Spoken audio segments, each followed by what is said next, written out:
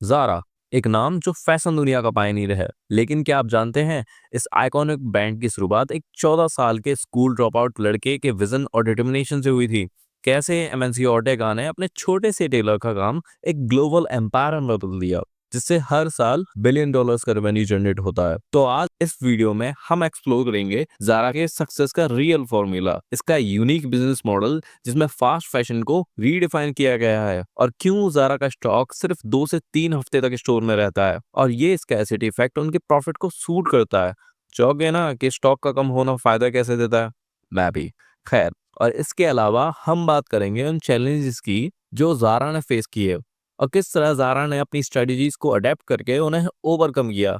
साथ ही देखेंगे ज़ारा का फ्यूचर रोड मैप, क्या ये ब्रांड अपनी लेगेसी को आगे ले जा पाएगी या बदलते ट्रेंड्स के साथ एक नया स्ट्रगल शुरू होगा।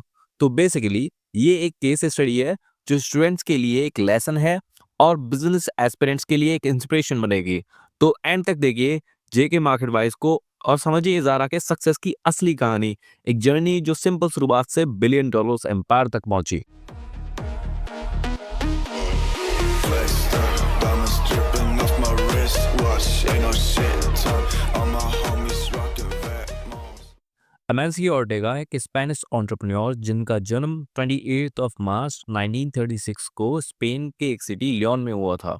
ऑर्टेगा फैमिली 1949 में अपना होम टाउन छोड़ के गैलेसिया स्ट्रेट में शिफ्ट हो गई, न्यू अपॉर्चुनिटीज की तलाश में, क्योंकि स्पेन के सिविल वॉर की वजह से उनका होम टाउन इकोनॉमिकली वीक हो गया था। माइग्रेट होने के बाद भी ऑर्टेगा फैमिली फाइनेंशियली क्राइसिस से गुजर रही थी, और इसी वजह से ऑर्टेगा को अपने बचपन में ही स्कूल छोड़ना पड़ा, और जहां वो शिफ्ट हुए थे अकोरुना सिटी में शर्ट मेकर के यहाँ as assistant and delivery boy की जगह अपने करियर की शुरुआत की। यहाँ उन्होंने कपड़ों के मैन्युफैक्चरिंग, डिजाइन और रिटेलिंग के बारे में सीखा। कुछ सालों के एक्सपीरियंस के बाद 1963 में ऑर्टेगा ने कन्फेक्शंस गोवा नाम से एक छोटा सा ड्रेस मेकिंग वर्कशॉप शुरू किया और लोकल लेडीज के साथ मिलकर स्विंग कोऑपरेटिव्स बनाए और क्विल्टेड बैथरोब्स बनाने लगे।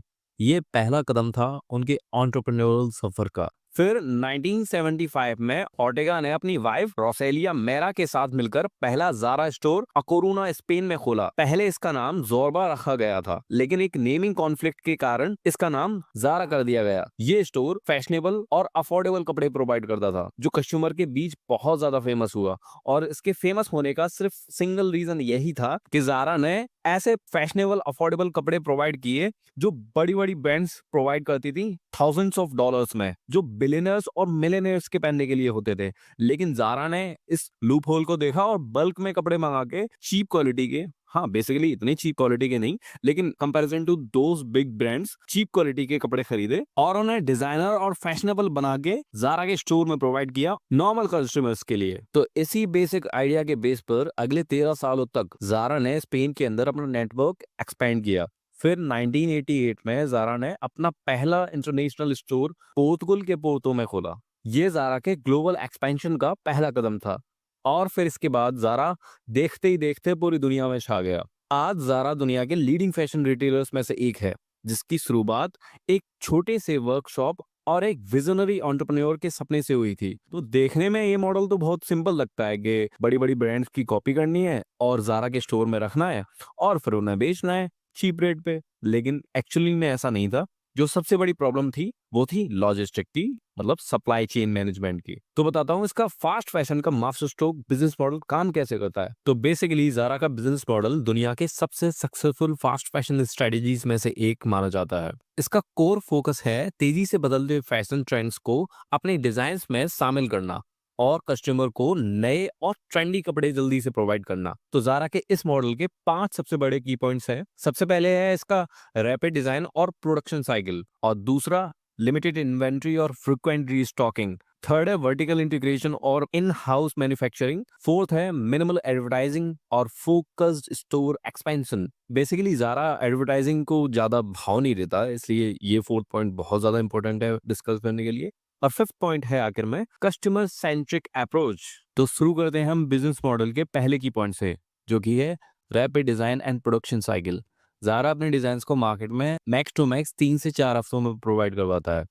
जबकि इंडस्ट्री का एवरेज टाइम है लगभग 6 महीने। ये तेजी से नए डिजाइन को स्टोर तक पहुंचाने में मदद करता है, जिससे कस्टमर को हमेशा नए और ट्रेंडी कपड़े मिलते हैं। और इसका दूसरा की एलिमेंट है limited inventory and frequent restocking, जो कि पहले पॉइंट से ही कहीं ना कहीं कनेक्टेड है। जैसे कि ज़ारा अपने स्टोर्स में हर डिजाइन का लिमिटेड क्वांटिटी में स्टॉक रखती है। इससे इन्वेंट्री हमेशा स्केयर रहती है, जो कस्टमर को बाय वेन्यू सीट का माइंडसेट देती है, तो लोग जल्दी से खरीद लेते हैं। इसी वजह से ज़ारा के कस्टमर स्टॉक रखते हैं इंस्टेड ऑफ ज़ारा रखे स्टॉक। थर्ड पॉइंट है इसका vertical integration and in house manufacturing. तो ज़ारा अपने मैन्युफैक्चरिंग और डिस्ट्रीब्यूशन को वर्टिकली इंटीग्रेट करता है। डोंट वरी, बता रहा हूँ वर्टिकल इंटीग्रेशन क्या होता है। वर्टिकल इंटीग्रेशन एक बिजनेस स्ट्रेटजी है जिसमें एक कंपनी अपने सप्लाई चेन के मल्टीपल स्टेजेस को कंट्रोल करती है। इसका एम होता है कॉस्ट कम करना और सप्लाई चेन को कंट्रोल करना और ज्यादा से ज्यादा प्रॉफिट कमाना। या फिर मैं दूसरे साफ शब्दों में समझाऊं तो वर्टिकल इंटीग्रेशन एक प्रोसेस होती है जिसमें एक कंपनी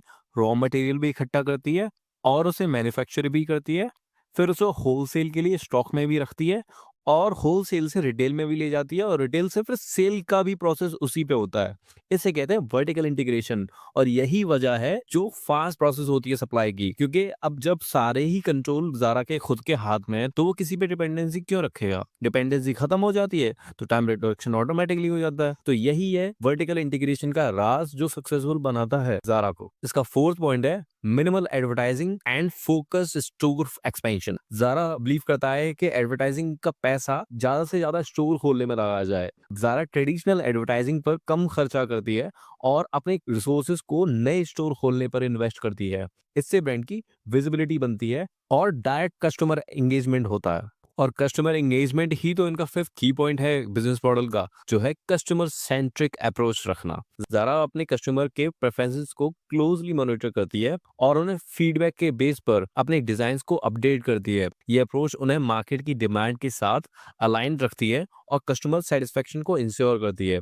ज़ारा का ये बिजनेस मॉडल उसे फास्ट फैशन इंडस्ट्री का लीडर बनाता है, जिसमें तेजी, एफिशिएंसी और कस्टमर फोकस का परफेक्ट ब्लेंड है। तो ये सब था आज के लिए, और कोई भी कमी रह गई तो प्लीज कमेंट में जरूर बताना। जेके इनसाइट्स को एंड तक देखने के लिए शुक्रिया और फीडबैक जरूर देना। अब हमें इजाजत दीजिए, फिर मिलने की। Thank you and bye.